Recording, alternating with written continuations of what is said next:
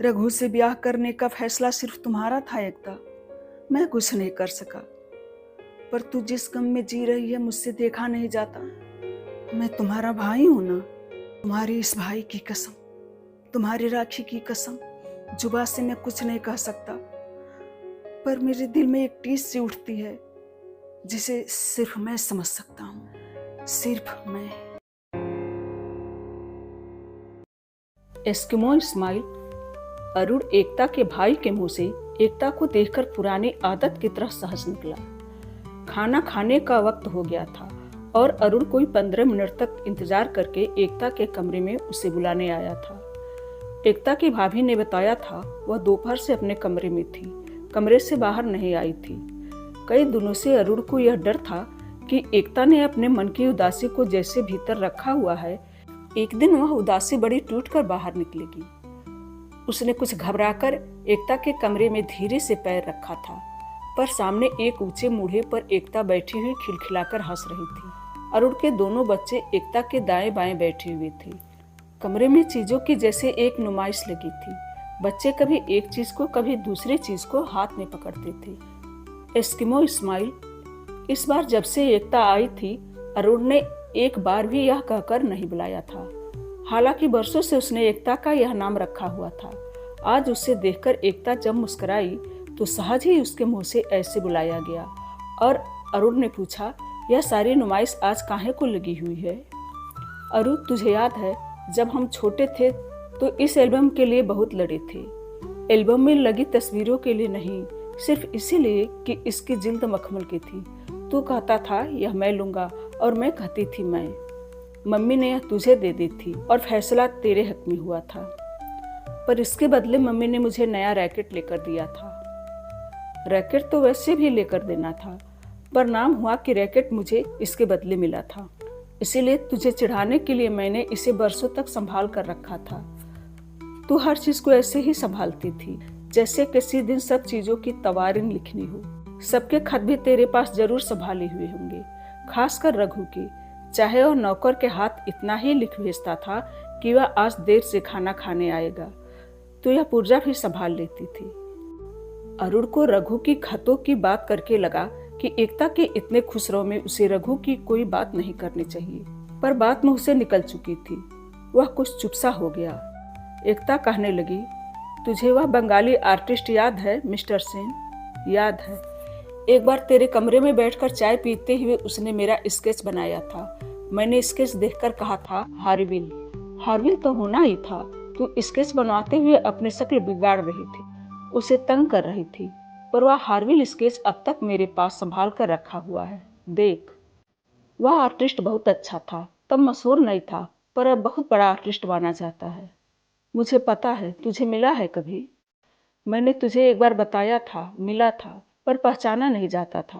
5 सालों में उसकी उम्र 20 साल बढ़ गई लगती थी। उसके बाद नहीं मिला। सुना है अब उसने पिछले साल कोई ब्याह कर लिया है। कोई ब्याह का क्या मतलब? सीधे तरह का ब्याह कर लिया है। पता नहीं ब्याह है या क्या है, बड़ी अजीब सी जिंदगी जीने लग गया था। कुछ वर्ष पहले वह पेरिस में गया था। उसने आप ही मुझे बहुत कुछ बताया था, पर मैंने यह तुझे नहीं बताया था। क्यों? ऐसे ही, बेचारे लवर की इमेज तेरे मन में टूट जाती।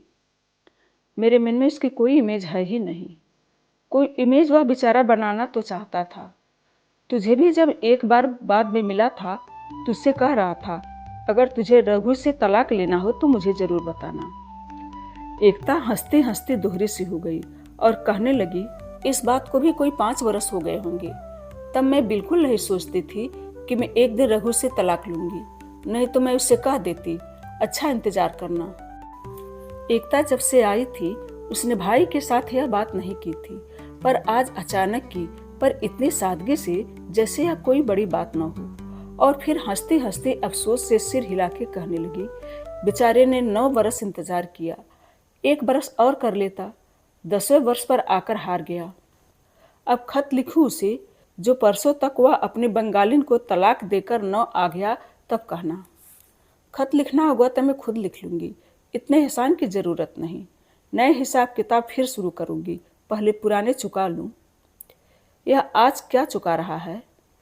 तू मुझे हमेशा इस्कमो इस्माइल कहता था ना कि जिस तरह बर्फ के घर बनाकर रहने वाले इस्कमो जिंदगी की मुश्किलों के इतने आदी हो जाते हैं कि फिर बड़ी से बड़ी मुश्किलों में भी मुस्कुरा सकते हैं, इसी तरह मैं जिंदगी की मुश्किल से मुश्किल घड़ी में भी मुस्कुरा सकती हूँ। अरुण की आंखें डबडबा आईं। वह अपनी बहन उसे बड़ी प्यारी थी और यह जैसे वक्त से गुजर रही थी अरुण से सोचा नहीं जा रहा था।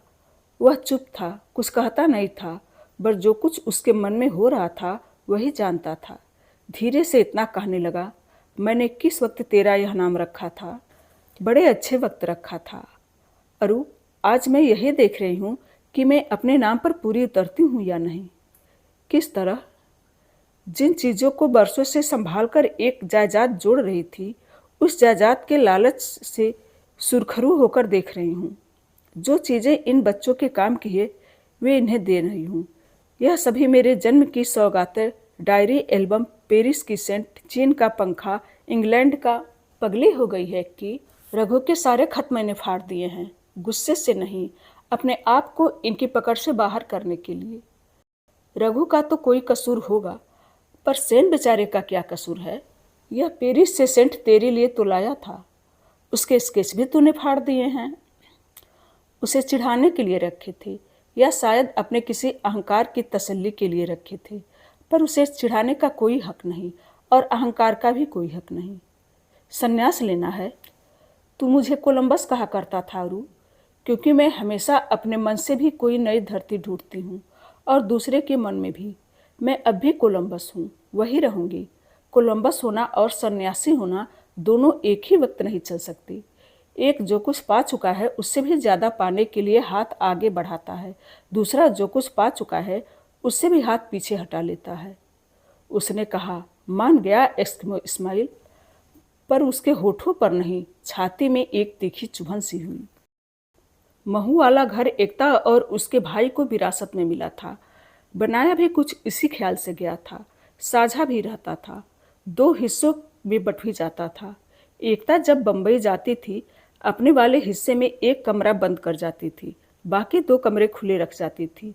इन दो कमरों में से एक में अरुण ने अपना दफ्तर बनाया हुआ था, एक यूं ही खाली रहता था किसी आए गए के लिए। एकता की छोटी सी लाइब्रेरी भी इसी कमरे में थी। आज वह जब कोई किताब लेने इस कमरे में आई, उसकी भाभी यहाँ बैठी हुई थी, कोई औरत उससे मिलने आई थी, उसके साथ बात करती हुई वहाँ बैठी थी। एक्की, तूने पहचाना नहीं चाची जोगिंदर कौर को? भाभी ने अलमारी में से किताब निकालती एकता को कहा। चाची जोगिंदर कौर बहुत बरस पहले हमारी पड़ोस में रही थी, फिर इनकी बदली दिल्ली में हो गई थी। तुझे याद नहीं? चाची अब या फिर वापस महू आ गए हैं। ओह चाची लाल बही, अब पहचान लिया। मैं कहती नहीं थी बिटिया कि मेरी तो शक्ल ही बदल गई है। क्या हुआ चाची, तुझे दिल्ली का पानी रास नहीं आया लगता? यह मर्द जो कहीं का पानी रास आने दे तब आवे। सच बताना चाची, उजागर चाचा जी की इतनी हिम्मत पड़ गई कि यह। कुछ न पूछ बेटी, मैं जो रो कलप के बदले न करवाती तो तेरे चाचा से हाथ धोकर बैठ जाती। पर चाची लाल भाई, तूने उसका रोज का हिसाब किताब पूरा रखना था ना?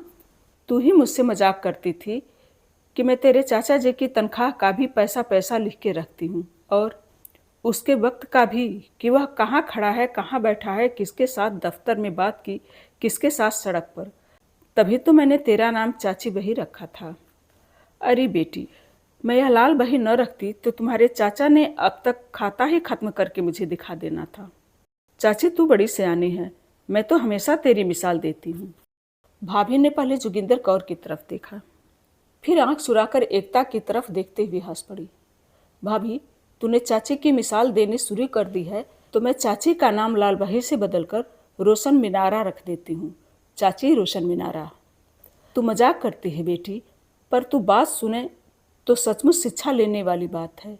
मेरे जैसी औरतें घर के लिए गांठ की पक्की हो तो बसते हैं। अच्छा चाची, दे कुछ शिक्षा।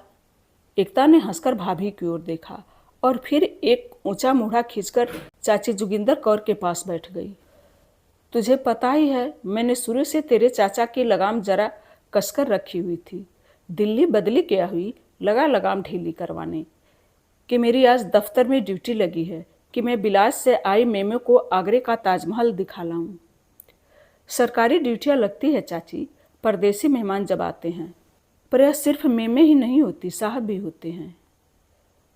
तू हंस रही है, मुझे पता है साहब भी होते हैं, पर यह हमारे आदमी मेमो से बात करके बड़े खुश होते हैं। पहले तो मैं चुप रही कि नौकरी का मामला है, और नौकरी का मामला नहीं था तो नौकरी का ही मामला, पर ऐसी नौकरी मुझे क्या करनी थी जो आदमी ही खो जाता। जब आते का कोट सूंघो या रुमाल, उससे इतर की लपटें आती थी। किसी ने अपने देश की सौगात दी होगी। हाँ, पहले दिन इतर सूंघा दिया, दूसरे दिन क्लोरोफार्म। एकता खिलखिलाकर हंस पड़ी। वह भी क्लोरोफार्म ही होता है बेटी। मर्दों को फिर सूध बूध नहीं रहती, और कोई होती तो मर्द हाथ से गंवा देती। मर्दों का क्या है, बिल्ली के भाग से छीका टूटा। इस कहानी का शेष हिस्सा अगले वीडियो में। धन्यवाद।